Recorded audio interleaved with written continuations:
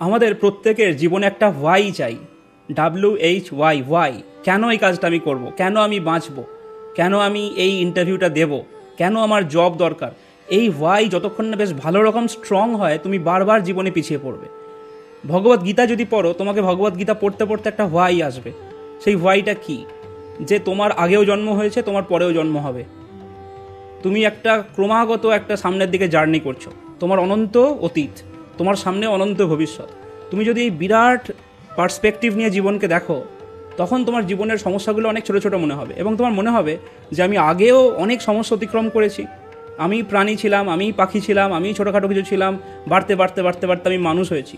আমি সামনের দিকে এগোচ্ছি। আমি অনেকবার ভুল করেছি, আমি আবার ভুল করতে পারি, কিন্তু আমি আবার উঠে আসবো। এই বিরাট দৃষ্টিভঙ্গি নিয়ে যখন জীবনকে দেখা হয়, তখন একটা ভেতরে বল আসে। আর একটা জীবনের হোয়াই এটা আসতে পারে যে এই গেমের বাইরে চলে যাব, আমি জন্ম মৃত্যুর ঊর্ধ্বে যাব।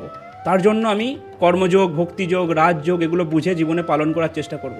বিভিন্ন রকম হোয়াই আসতে পারে এবং একটা হোয়াই থাকা মানে এমন নয় যে অন্য হোয়াই আসবে না। ভগবত গীতা তোমাকে এই হোয়াইটা দেবে, যে যে খেলাটা চলছে সেই খেলাটা বোঝানো হবে এবং এই খেলাটার খেলতে খেলতে কী করে এর বাইরে যেতে পারো সেটাও বোঝানো হবে।